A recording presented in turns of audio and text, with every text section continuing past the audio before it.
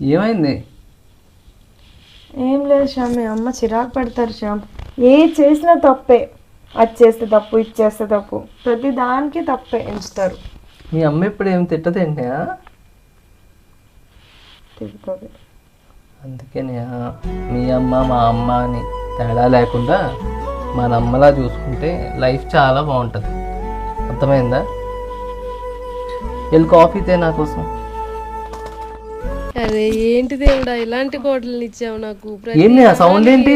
అంటుంది పాప మా అమ్మాయి ఇక్కడ మన అమ్మ ఏడుస్తున్నా. చచ్చిపోతున్నాడు దాంట్లో. ఎందుకు? ఎందుకంటే మీరే అన్నారు కదా మా అమ్మలా చూసుకోమని. నేను మా అమ్మ నాకు ఏమైనా తిట్టింది అనుకో వెంటనే జవాబు ఇచ్చేస్తాను శ్యామ్. అలానే మా అమ్మకు కూడా నేను వెంటనే జవాబు ఇస్తాను శ్యామ్. పాపం ఫీల్ అయినట్టున్నారు, ఏడుస్తున్నారు. నీకు మెంటల్ అన్నీ ఇలాగే చేస్తావు ఎప్పుడు.